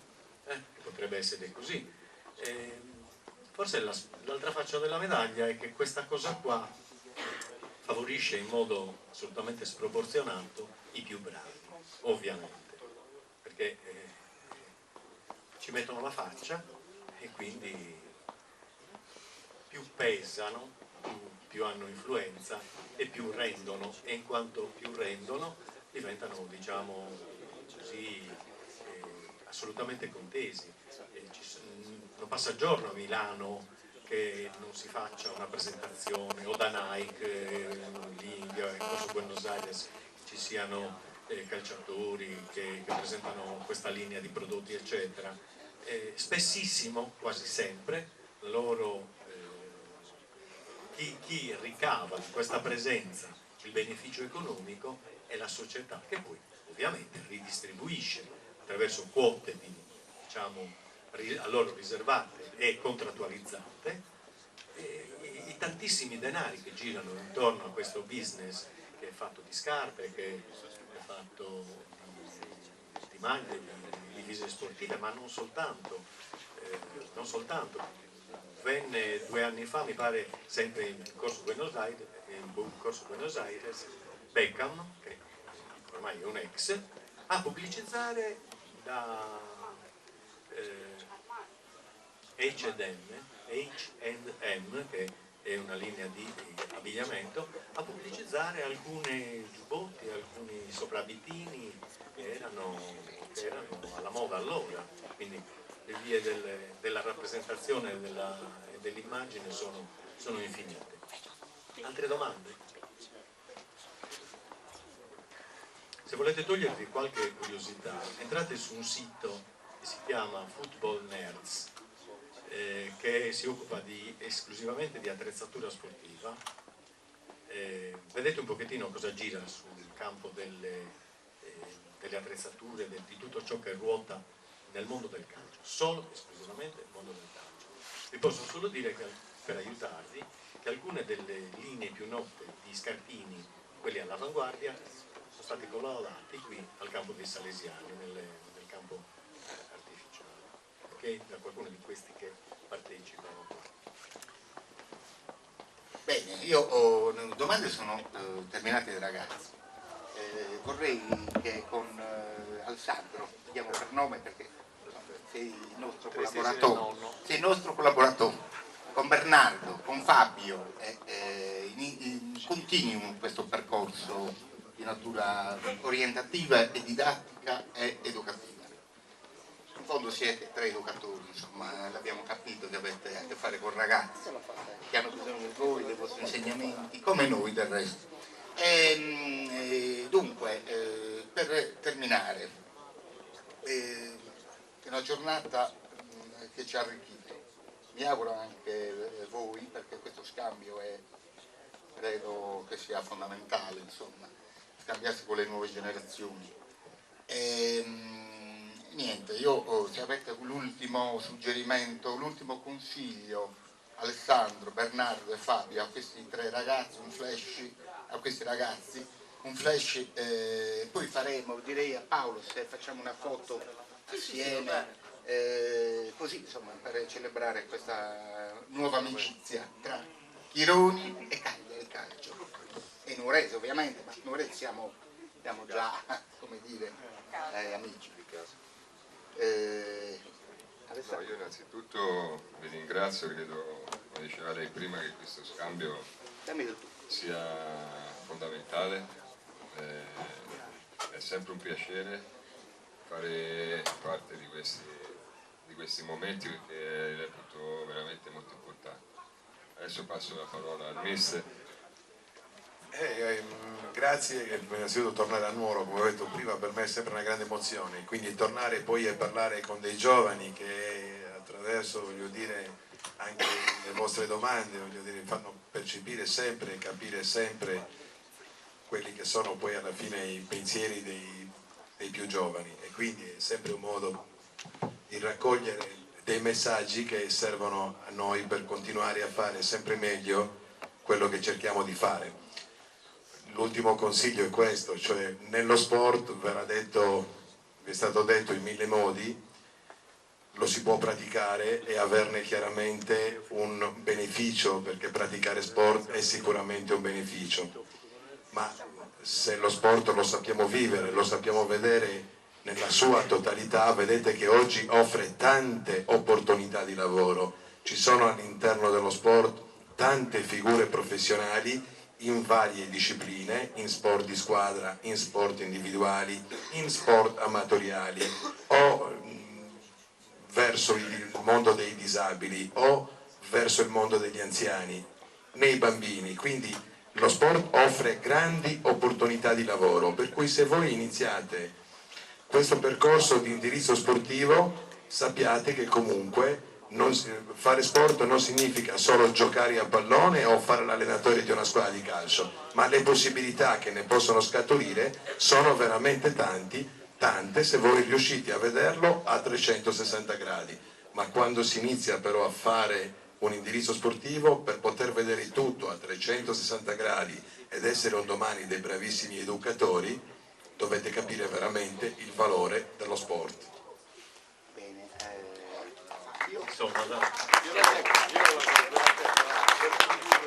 Come ho detto in precedenza, realizzarsi da professionista nello sport credo che sia bellissimo, perché fare un lavoro che da ragazzi, da bambini, tutti noi abbiamo sognato, credo che sia la massima aspirazione. Credete in voi stessi, nelle vostre capacità, prendete come obiettivo sempre il massimo, fermo restando che, come si è detto prima, arrivare anche non al massimo sicuramente non è una sconfitta e sarà sicuramente una palestra di vita, perché poi lo sport, in tutte quelle che saranno le vostre vicissitudini a livello familiare, di vita, sicuramente vi aiuterà, perché impone, ribadisco, delle regole, impone degli impegni e una costanza in quello che voi fate, che sicuramente ritroverete in tutta la vostra vita.